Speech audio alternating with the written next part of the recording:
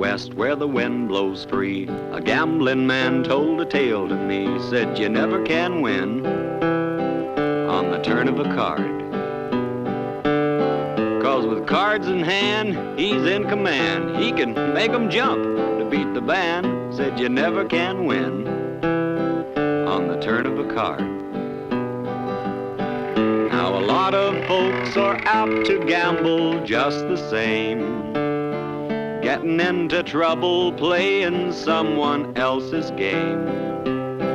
And the phonies are always looking around, waiting to take this kind, 'cause they never can win on the turn of a wheel. This gambling man showed a game to me with 3 walnut shells and a little old pea, but I never could win on that little old pea. You peep-picking folks who hear this song, remember, and you can't go wrong, that you never can win on that little old pea. You see, in the shell game, that old pea can seem to be under all 3 shells, but it's an illusion.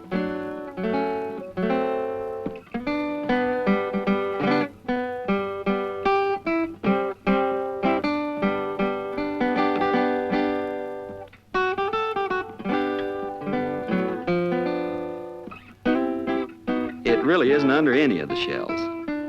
Now let's open up another can of peas and look at one that also gives the illusion of fitting under 3 shells at once. The sports car shell, the family economy car shell, and the high performance car shell. So let's lift the shells ourselves and take a look. Is it under the sports car shell?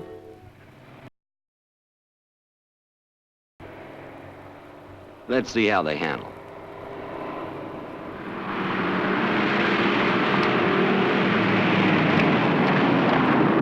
With base production equipment, Mustang leans when it should hold level.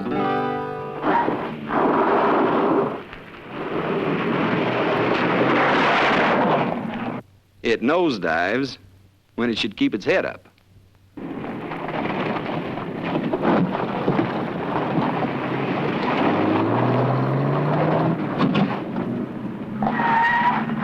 It's long on the turn when it should be short.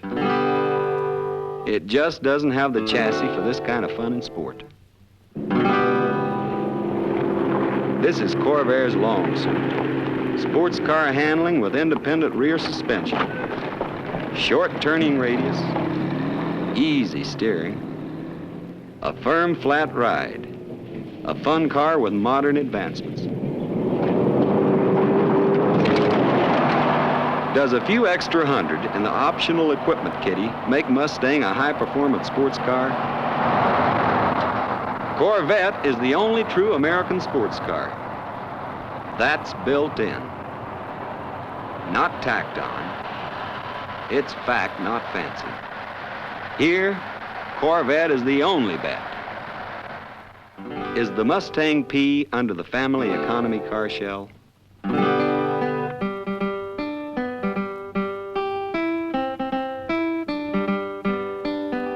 Mustang's a T for 2 car. A reasonable price must be coupled with reasonable room for passengers and their luggage.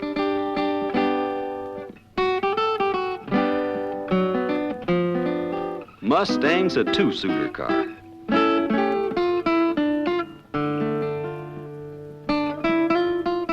Chevy, too, has more space for luggage. And so is Corvair, for that matter. Is the Mustang P under the high-performance shell? Watch.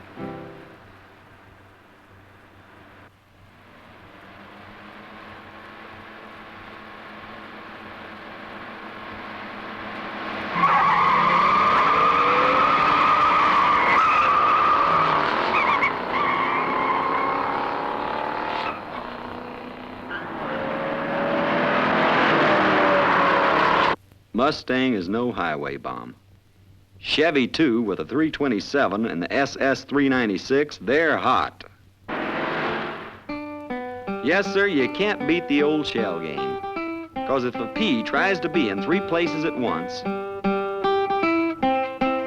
it'll end up no place.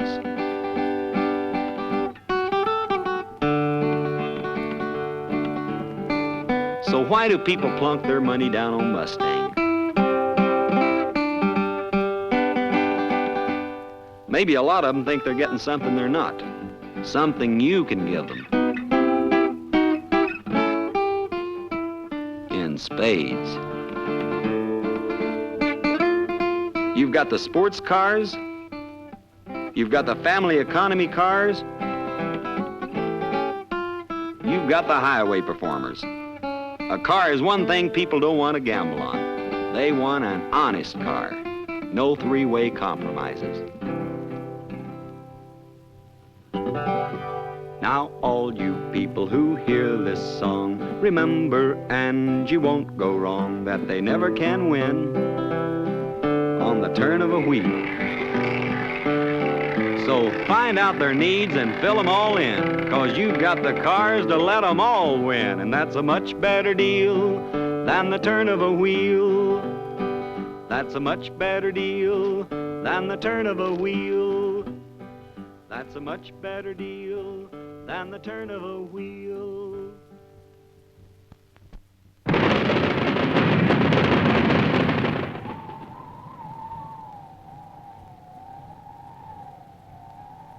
The legend of the Old West dies hard. In fact, it seems to grow stronger and more vigorous with each passing year. But did you ever think much about the realities of the Old West? Did you know that the Pony Express lasted only a few brief months? Or that Billy the Kid was from Brooklyn? Did you ever wonder if Texas John Ringo brushed his teeth after every meal? Or how Wild Bill Hickok got his clothes washed? Well, he probably washed them in a stream or sent them to a Chinese laundry. However, some folks had a contraption like this. They called it a washing machine, probably shipped west by train. But how did they haul things like that from the station? Certainly not on horseback. As a matter of fact, they used a station wagon. That's right, the station wagon idea was born in the Old West. Of course, the early models only had 1 or 2 horsepower, and they still had leaf springs. Come to think of it, so has Plymouth. But essentially, they were designed to do the same thing as modern station wagons, serve as containers for people and cargo. Here's one of the earliest horseless station wagons by Ford. It clung to the horse-drawn styling, as you can see from the exposed row of bolts which held the panels in place. Today, Ford still clings to this carryover look from the past. But we've come a long way from the first word on the subject to the last word, the 1966 Caprice Custom Wagon. Talk about coachwork. Just look at how these panels are set into high-styled, bright-work moldings. The look of rich, grained wood, fashioned for today. Today's station wagons don't just go to the station. They're faced with today's realities. Let's start with fuel capacity. Ford's been talking larger fuel tanks. But on station wagons, where added fuel capacity is needed for long-distance driving, Ford puts on a 20-gallon tank, Plymouth a 22-gallon tank, Chevrolet a 24-gallon tank. Fuel capacity where it counts. The ultimate handling test for wagons is under heavy loads. These 6 passengers and their luggage have a combined weight of about 1,200 pounds. Let's load them aboard. See the way the Plymouth squats? Bottoms down for Ford. And here, we have an advantage not available to Plymouth and Ford, our optional automatic level control. Ford offers a level control option, but it's not automatic. You have to do this to it first.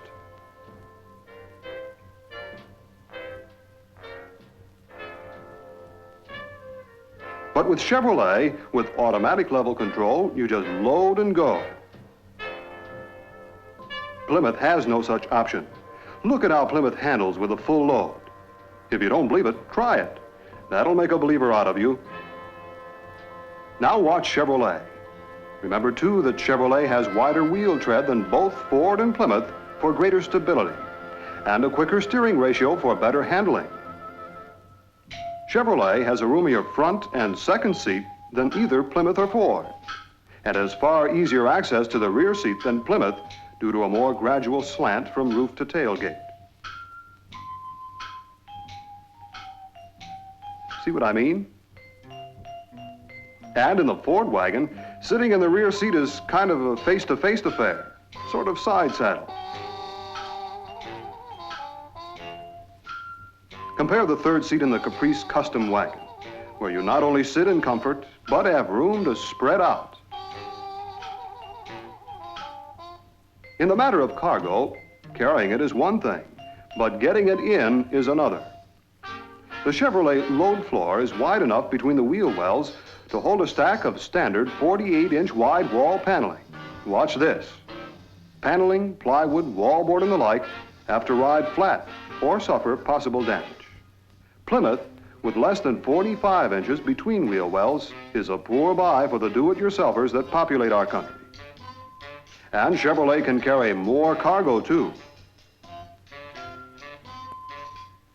For loading convenience, tailgates should be close to the ground and not extend too far out, and they should provide a flat, sturdy platform. This is doubly critical with Ford's double opening tailgate. It can sag and get out of alignment. Fortunately, with a little ingenuity, you can trip the hinges and just let it dangle. How about that? Now, let's consider protection from dust and weather. A traditional pocket of turbulent air causes the dust to billow up behind, which is all right as long as the rear window is closed. But look what happens when you roll the window down in the Plymouth.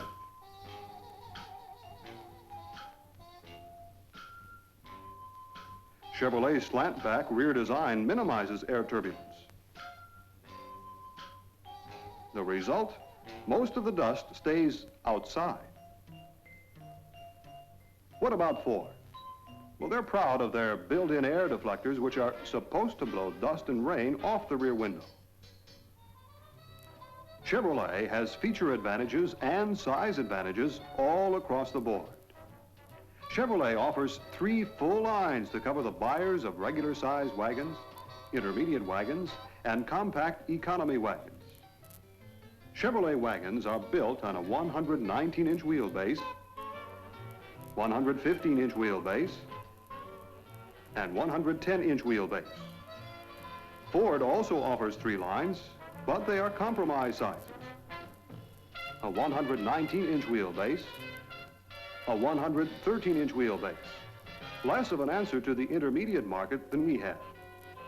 And the same 113-inch wheelbase, which is no answer for the compact-minded man with a compact garage, compact parking space, or compact hauling needs. This year, Ford is building its Falcon wagons on the Fairlane chassis, an economy for Ford, but not for Ford buyers. In Chevy 2 wagons, you have major advantages over Falcon wagons. Lower price, higher resale, quicker steering ratio, shorter turning diameter, lighter weight, and the most trouble-free and lowest maintenance cost wagon on the market today. All this, coupled with Ford's leaving the compact economy market, provides a wide open field for you. Here is one of your major 1966 selling opportunities. And your stronger position in the intermediate market gives you an additional selling advantage. You have the best answers to the needs of individual wagon buyers. Go after them in every segment of the market. Space on wheels, plus you have it to sell. And you have it in the most popular sizes. In the big wagons, the big market, you have 7 models, to 5 for Ford and 6 for Plymouth. Chevelle also has many advantages over Fairlane and Belvedere, roomier seats, a quicker manual steering ratio, a shorter turning diameter, a choice of two 6-cylinder engines, and basically lower prices. And for those buyers who want less space in a trim, easy-to-handle container, you have Chevy too, while Ford has nothing, with its Falcon wagons now sharing a compromise size with Fairlane. You know, wagons have come a long way. That is, Chevrolet wagons.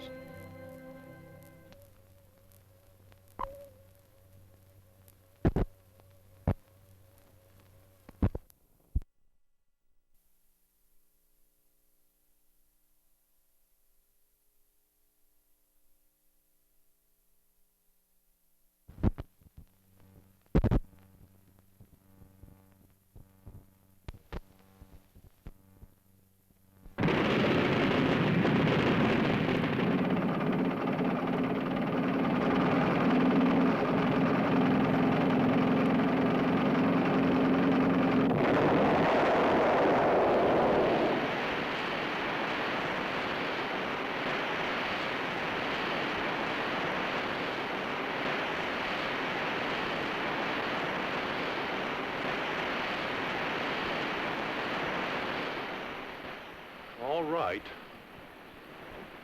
Ah, Mr. James Bond, I believe. Yes?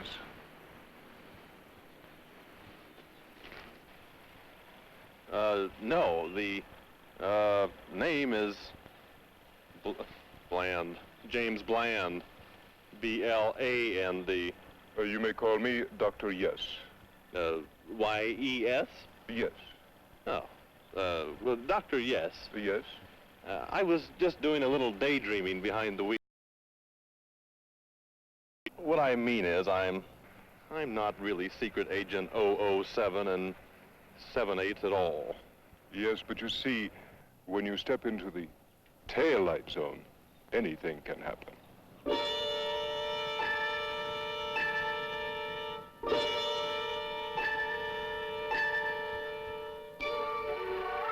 Yes, anything could happen. And it was about to happen to me.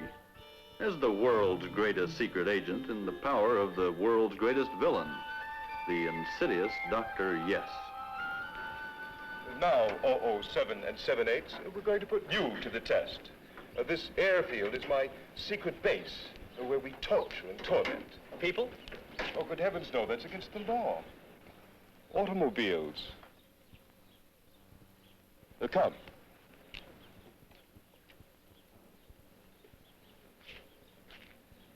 We've had this car made especially for you.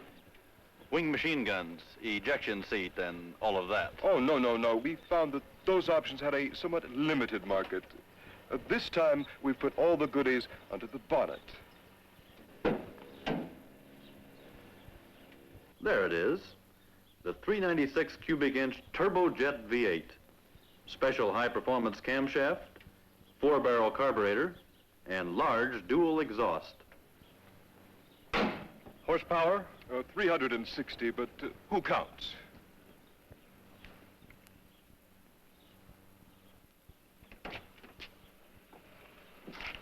The interior is in full keeping with your image as a man of action. Strato-bucket seats, center console, recessed instrument cluster, all that sort of thing. But you'll be in some pretty fast company.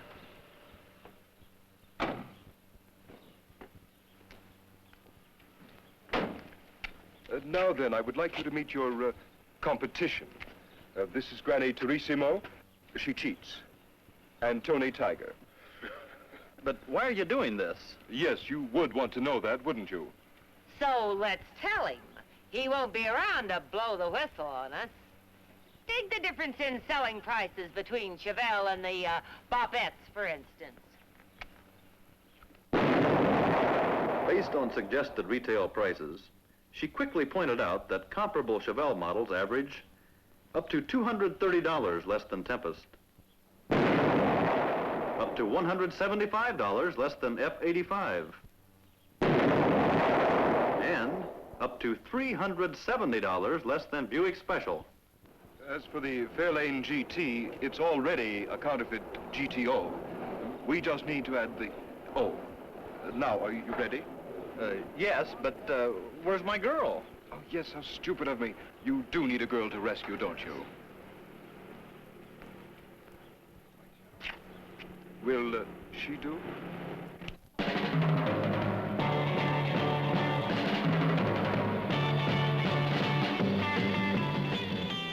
I could see that she would. A go-go girl to go with my go-go car.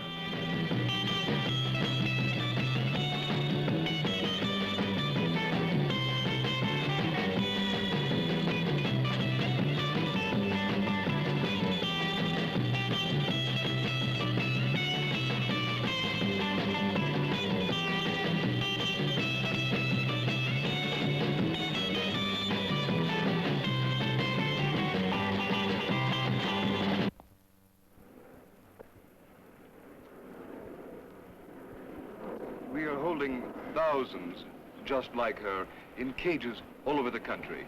But that's another of my fiendish schemes. Let's get on with this one. And we did. We faced a series of diabolical tests. The SS-396 against GTO and just plain GT. Each car the goingest performance model offered. First, Tony Tiger challenged me to a panic brake stop.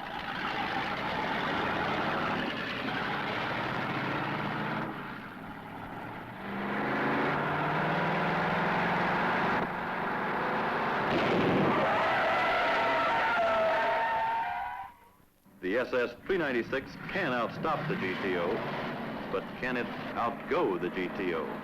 And what about the Fairlane GT? And then they lined us up for a quarter-mile run.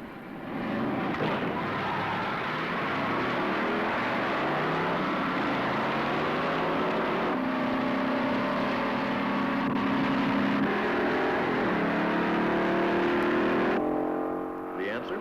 The SS-396 can outgun GTO and leave Fairlane's GT in the dust. We could outstop them and outgun them, but could we outrun them? An all-out high-speed run would tell. From a standing start to the half mile.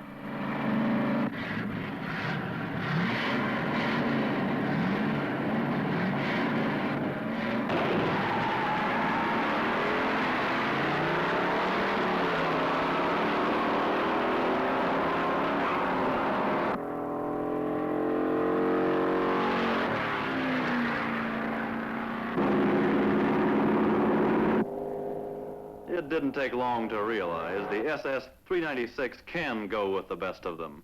In fact, it's the pace setter. It was SS-396 going away. Now I was ready to make my move. I knew that the SS-396 takes a backseat to no one in the, go-go field. So I decided to go.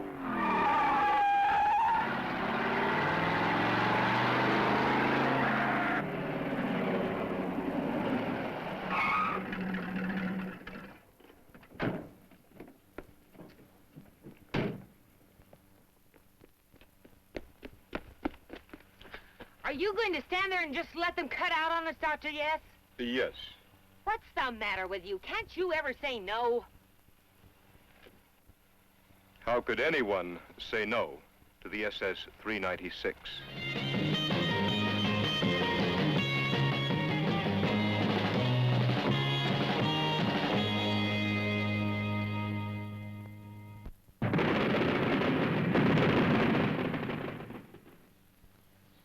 Friends, meet Sheriff Quiet Up. Howdy. And his deputy, Calico Bass. Howdy. Now, we're going to let Quiet and Cal here test drive a number of Chevrolet and competitive trucks. Why? Honest, straight shooting, highly valued opinion of the two most upstanding citizens in these parts. We put a 1966 El Camino and a Ranchera at their disposal for the trip out to the proving grounds. I get to drive the Chevy. I thought I was gonna drive the Chevys. Who's sheriff around here? Oh, well, good.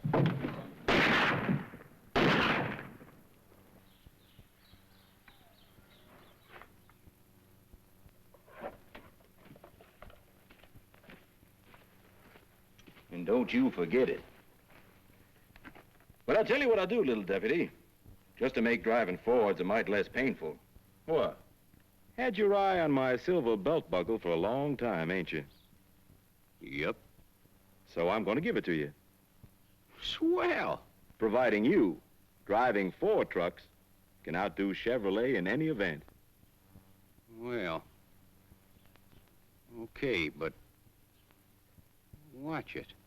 While Quiet and Cal mount up, let me take a minute to tell you about the El Camino, the hottest prestige pickup on the road. Not only pretty, but practical. Ford claims to have a box as big as ours. But is it all usable space? You judge for yourself.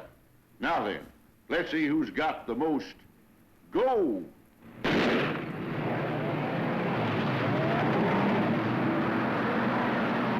Ranchera has 289 cubic inches. El Camino goes all the way up to 396 cubic inches. Up to 135 more horses than Ranchera.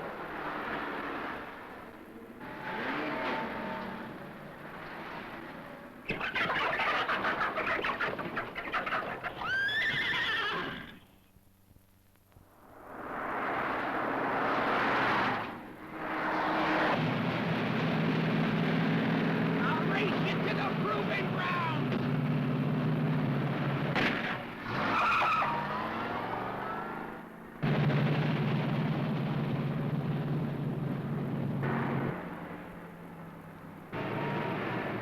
Now, I won't say anything about Calico dealing off the bottom of the deck, but if you don't think an El Camino 396 can outrun Ford's hot dog production Mustang, give it a try. It's got near 90 more horses. Only Chevrolet offers a full-size prestige pickup with this kind of performance. And performance is the 1966 story for Chevy van, too. More performance out of fewer cubes spells greater efficiency. In stop-and-go city driving, with both part load and full load, Calico came up on the short end again, because the Chevy got about 1 mile more per gallon. In trucking, that can add up. Since the Econoline Super Van weighs about 140 pounds more and has a little lower GVW rating, Chevy Van can handle about 200 pounds more payload. Next up, a little experiment in load distribution.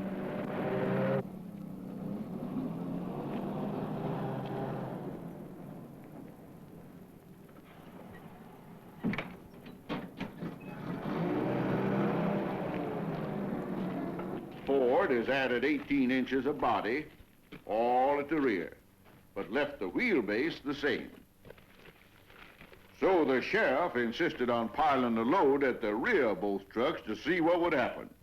The result, Calico came out on top for the first time.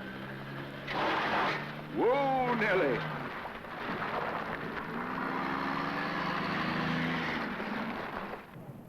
In fact, even with normal load patterns, you can end up with poor handling because the weight distribution of the load area itself is out of balance.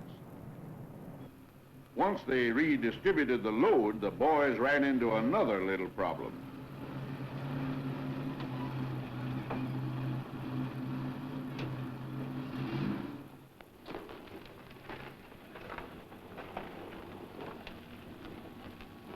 Calico began to wonder if that tacked-on load space back there was worth all the trouble.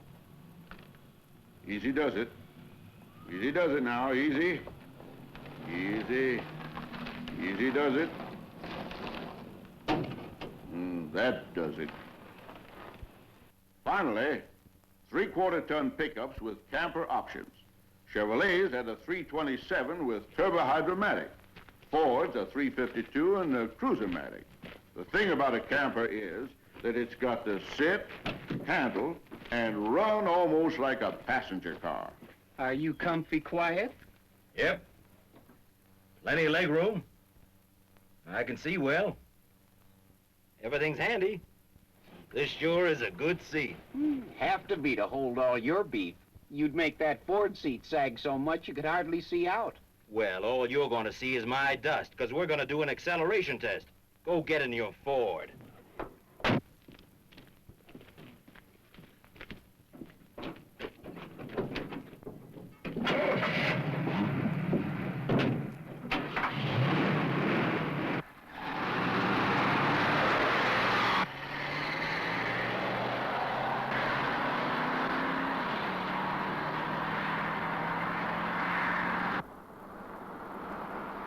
From a standing start, it's Chevy all the way. Proof of real ability to keep pace with passenger car traffic.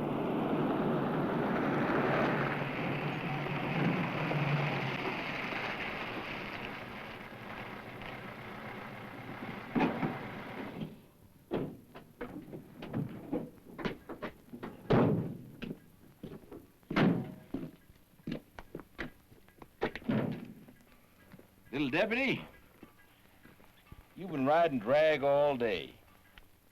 Now, our last test is riding stability. I'm going to take pity on you. You gonna let me drive the Chevy? Yep. Let you see what a good ride feels like. What about the belt buckle? If you can top me, the buckle's yours. Crosswinds can really whip campers around, but it looks like smoother sailing for Calico.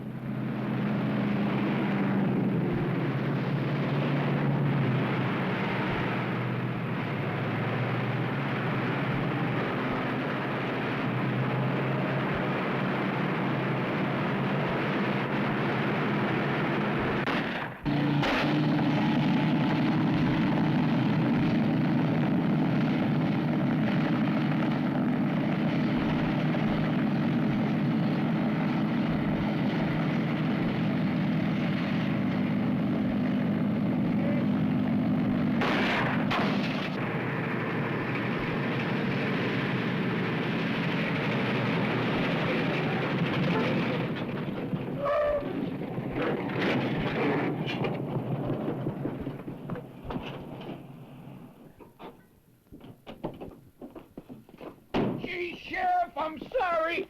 Now, why did you want to go and do that for, Calico? Well, you drew first, and I come out on top, so how about giving me that silver buckle? What do you think I'm about to do, little Oh, deputy? you're gonna give me a belt. Yep. Yeah. Oh, now, Sheriff. You There it is. Water.